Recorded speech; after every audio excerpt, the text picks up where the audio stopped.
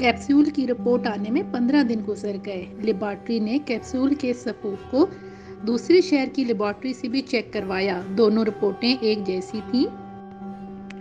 Allopathy की जानी पहचानी दवा प्रेडिनोल्सन को पीसकर खाली कैप्सूलों में भर दिया गया था। डॉक्टर सलमान रिपोर्ट देखकर हैरत ज़दा रह गए।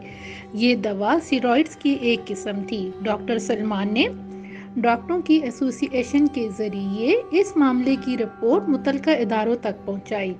महकमा सेहत पहले ही इस मामले की छानबीन कर रहा था। डॉक्टर सलमान ने अपने सीनियर डॉक्टरों से मशवरा किया। बड़ी मुश्किल ये थी कि हर कैप्सूल की मिकदार मुख्तलिफ थी। इनको अपने इल्म के मुताबिक फैसला करना था। पहले तो उन्होंने मुजफ्फर और नाजिया को एतमाद में लेकर स्टेरॉइड्स के मुतालिक चंद अहम और ज़रूरी बातों से आगाह किया। अपनी क्लिनिक पर पाबंदी से हाजिर होने की दरख्वास्त की और फीस ना लेने का अंदिया भी दिया। मियाँ बीवी ने मुख्तलिफ वजह की बिना पर गफलत की और अताई डॉक्टर की दी हुई ये कैप्सूल फौरन तर्क कर दिए।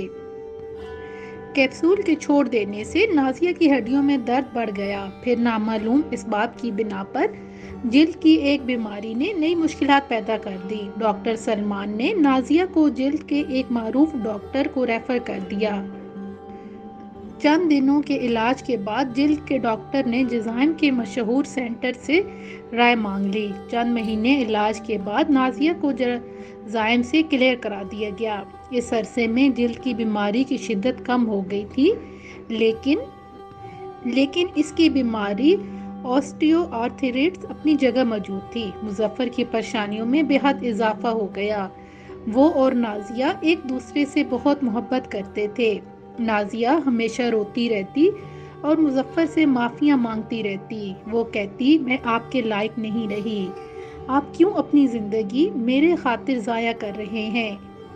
मुजफ्फर इसकी हिम्मत अफजाई करता रहता, इसका हौसला बढ़ाता रहता। इसने माहिर डॉक्टरों से दोबारा नाजिया का इलाज शुरू कर दिया था, जिसकी दवाओं से नाजिया की हालत कदरे बेहतर हो गई थी। ताहम वो मुजफ्फर से बार बार कहती, मुजफ्फर तुम दूसरी शादी कर लो। इसके बार बार इसरार पर मुजफ्फर इसे समझाता।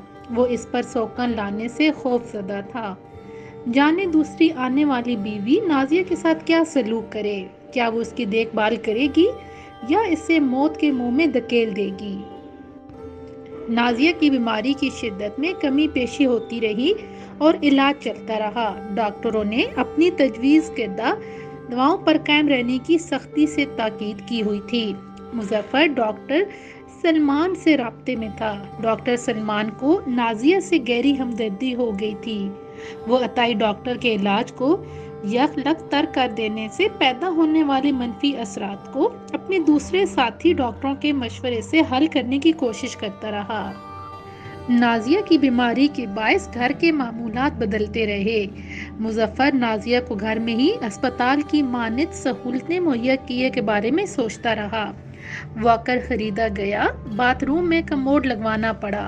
दीवारों पर सहारा लेने के लिए तौलिया स्टैंड की तर्ज पर पाइप लगवाए। नाजिया के लिए फाइबर की कुर्सी भी खरीदी गई, जिस पर वो बैठकर नहा सके। बावर्ची खाने के तकरीबन तमाम काम मुजफ्फर ने खुद संभाल लिए थे। वो नाजिया को कम से कम तकलीफ देना चाहता था। दूसरी तरफ नाजिया हर रोज खुद को नकारा समझने लगी। वो हर मुमकिन कोशिश करती कि मुजफ्फर के काम को हल्का कर दे। वो सब्जी काट कर रख देती, आटा गूंदने की कोशिश करती, इसके आने के औकात में चाय बनाकर इसका इस्तकबाल करना चाहती। महल्ले के कुछ घरों से इसका राब्ता रहता था। चंद औरतें इसके घरेलू काम में मददगार भी थीं। इन सब के साथ साथ वो मुजफ्फर की मर्जी के खिलाफ इसकी दूसरी शादी के लिए फिक्रमंद रहती। फरिया अपनी बेवा माँ, 2 बड़े भाइयों और छोटी बहन के साथ जिंदगी गुजार रही थी। सबसे बड़े भाई की वफात को 5 बरस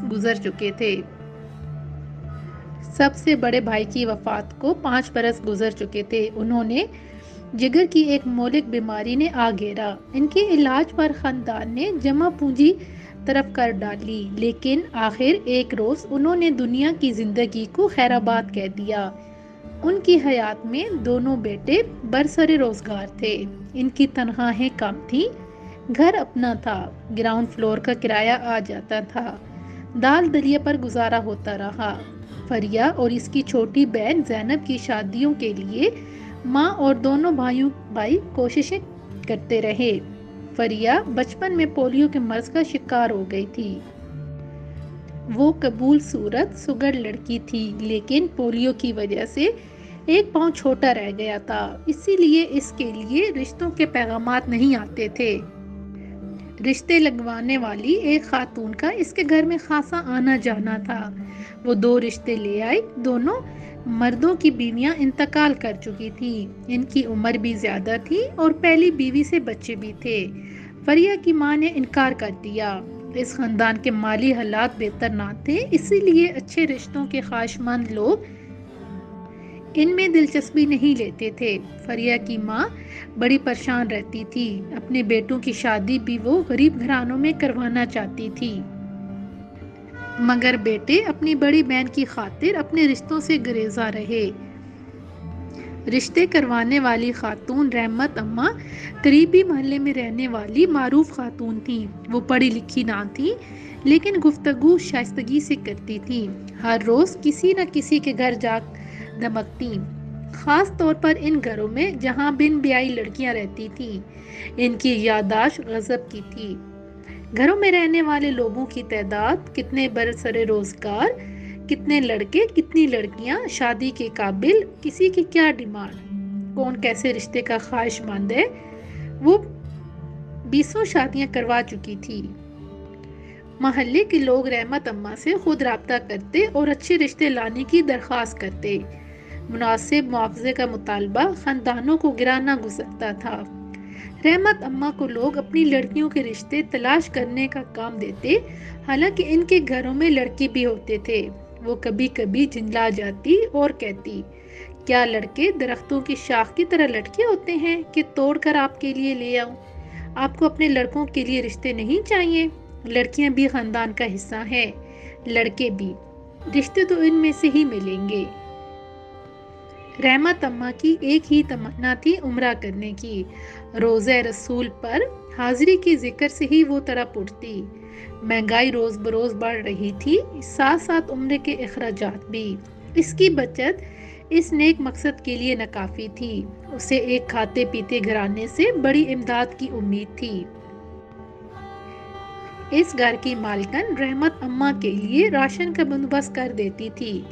رشتے لگوانے کی فیس عمرے کے سفر کے لیے اس خاتون کے پاس جمع ہوتی رہی۔ اب رحمت اماں نے رشتوں کی فیس میں اضافہ کر دیا تھا اور لوگوں کو اس کی بات مانتے ہی بنی تھی۔ نازیہ کو اس کی ایک پڑوسن نے رحمت اماں کے بارے میں بتایا۔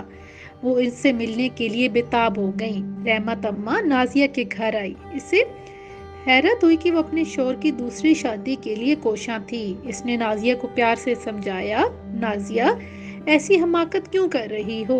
رشتہ تو کوئی نہ کوئی لگا دوں گی، لیکن سوکن کس مزاج کی ہوگی کسے معلوم؟ کیا خبر وہ تیرے میاں کو اپنی مٹھی میں لے لے اور اسے تیرے خلاف بھڑکا دے۔ وہ تجھے چھوڑ دے گا تو تو کیا کرے گی؟ بیٹی زمانہ خراب ہے، ہر کوئی صرف اپنے فائدے ہی کی سوچتا ہے۔ نہیں اماں، ایسا نہیں ہوگا، میرا میاں ایسا نہیں ہے، وہ مجھے بہت چاہتا ہے، یہ شادی تو میں خود کروا رہی ہوں اس کی، وہ تو دوسری شادی کے لیے راضی ہی نہیں ہے۔ اچھا نازیہ بیٹی، میں تجھ سے 5,000 روپے لوں گی، دے دو گی؟ دے دوں گی رحمت اماں، تم کوئی اچھی لڑکی تو لا دو۔ لڑکی تو نہیں ملے گی، کوئی بیوہ شاید مل جائے۔ چند عورتیں میری نظر میں ہیں، دیکھوں گی ایسی عورت جو تیرے شوہر کے لیے اچھی ہو اور ساتھ ہی تیری بھی دیکھ بھال کر سکے۔ کچھ دن بعد رحمت اماں نے نازیہ کو چند رشتوں کے بارے میں بتایا، 2 عورتوں سے ملاقات بھی کروائی۔ یہ بیوہ عورتیں ادھیڑ عمر کی تھیں، ان پڑھ اور غیر مہذب۔ نازیہ نے انہیں پسند نہیں کیا۔ مظفر نے انٹرمیڈیٹ تک تعلیم حاصل کی ہوئی تھی۔ وہ نفیس صاف ستھری زندگی گزارنا پسند کرتا تھا۔ اس کا رویہ سنجیدہ ہوتا تھا۔ وہ پڑھے لکھے مہذب لوگوں کی صحبت کو پسند کرتا تھا۔ اس کے لیے اچھے ساتھی کا انتخاب بھی نازیہ کو ہی کرنا تھا۔ مظفر کی رائے لینا ضروری نہ تھا، رحمت اماں بھی نازیہ کے مزاج کو سمجھنے لگی تھی۔ مظفر سے بھی اس کی چند ملاقاتیں ہوئی، وہ اس کے انداز گفتگو سے بہت متاثر ہوئی۔ ایک دن اچانک رحمت اماں کو کچھ یاد آیا، وہ ایک دم پرجوش نظر آئی۔ نازیہ کو امید دلا کر 2-3 دن بعد آنے کا وعدہ کر کے رخصت ہو گئی۔ دوسرے ہی دن وہ فریہ کے گھر دستک دے رہی تھی۔ بہت عرصہ ہوا وہ فریہ کے لیے 3 رشتے لے کر گئی تھی۔ 2 رشتے ادھیڑ عمر سے آگے جانے والے مردوں کے تھے، ان کی بیویاں وفات پا چکی تھیں۔ ایک مرد کی بیٹی 10 سال کی تھی، لڑکا 7 سال کی عمر کا فوت ہو گیا تھا۔ دوسرے مرد کے 3 بچے تھے۔ فریہ کی ماں کو یہ دونوں رشتے بالکل نہ بھائے تھے۔ تیسرا رشتہ موزوں معلوم ہو رہا تھا، مرد بھی زیادہ عمر کا نہ تھا۔ اس کی پہلی شادی کسی وجہ سے ناکام ہو گئی تھی۔ ناکامی کی وجوہات جو بتائی گئیں درست نہیں لگ رہی تھی، پھر بھی رشتے کی بات بہت کامیابی کی طرف بڑھ رہی تھی۔ حق مہر کے تعین میں فریہ کی ماں نے فراخ دلی کا مظاہرہ کیا، لیکن امیدوار لڑکے کی ماں نے کھل کر جہیز کا مطالبہ پیش کر دیا۔ فرنیچر، زیور کے ساتھ موٹر بائیک کی ڈیمانڈ۔ اس گھر کے حالات ایسے نہ تھے، سو یہ رشتہ بھی ناقابل قبول ٹھہرا۔ سب رشتے رحمت اماں لے کر آئی تھیں۔